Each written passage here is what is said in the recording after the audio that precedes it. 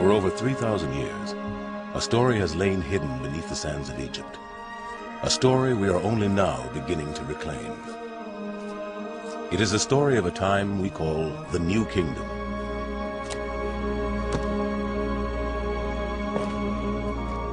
It left us the greatest treasures of the ancient world, an extraordinary legacy in papyrus, stone, and gold.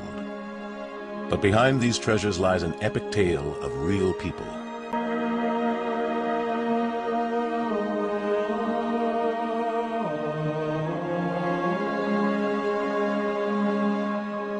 For over 3,000 years, Egypt was ruled by pharaohs. But in that vast sweep of time, one pharaoh stands out. He would reign for 67 years, command the largest empire on earth, and capture the imagination of the world. His name was Ramesses.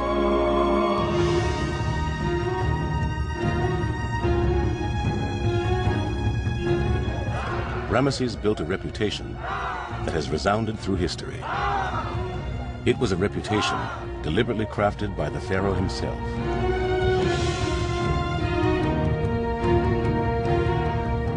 Ramesses was in fact a master of propaganda, projecting his power beyond the battlefield across the ancient world.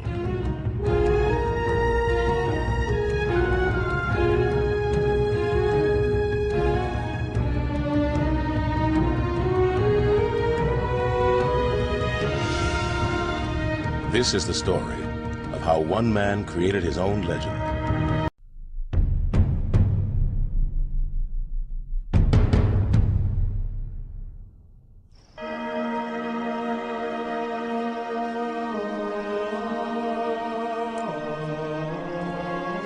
For over 3,000 years, a story has lain hidden beneath the sands of Egypt. A story we are only now beginning to reclaim. It is the story of a time we call the New Kingdom.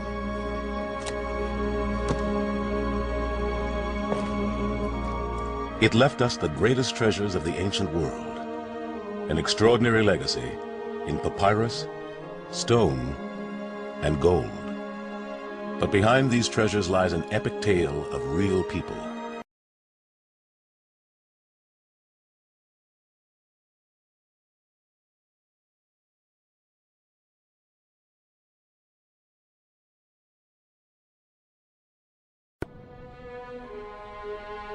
By the time Ramesses was in his 40s, his tomb had been finished for several years.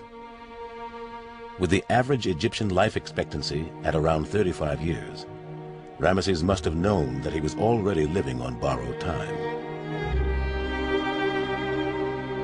He focused his attention on securing his legacy, siring children to succeed him on the golden throne. As well as his chief wife Nefertari, Ramesses had a number of minor wives in his harem. He even married 3 of his own daughters.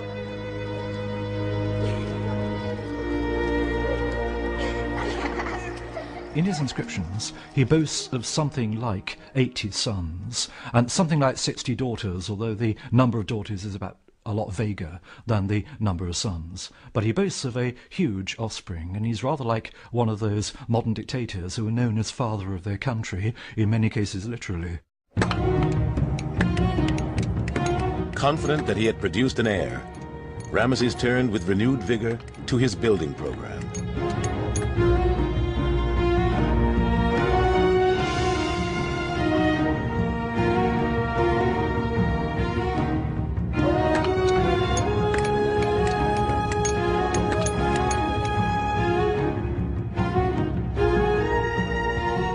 Soon the Nile Valley began to overflow with monuments dedicated to Egypt's greatest king.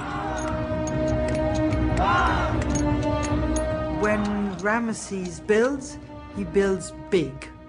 It is enormous. It's on a scale that has never really been seen in Egypt.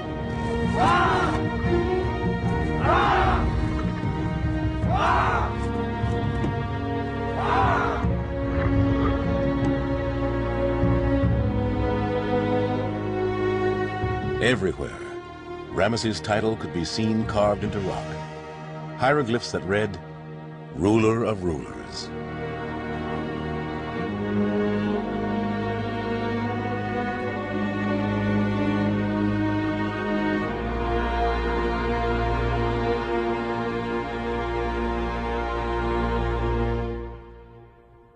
Practically every town in Egypt gets its temple either rebuilt, or refounded, or revamped. Ramesses isn't modest.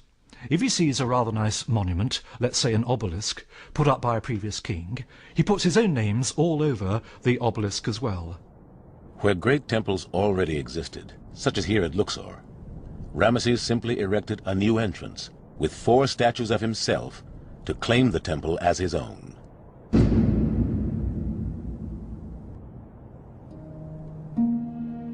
At Karnak, Egypt's holiest temple, all the pharaohs of the New Kingdom had built monuments. But Ramesses soon outdid them all.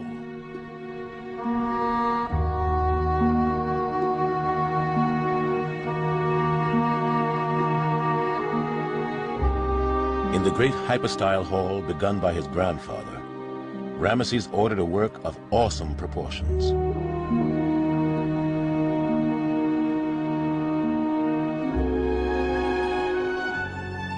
An army of artisans carved a field of 134 columns in the shape of papyrus.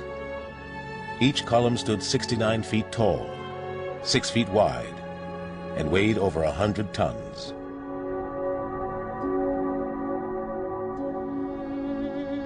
The Greeks, the Romans, even Napoleon would one day attempt to emulate its grandeur.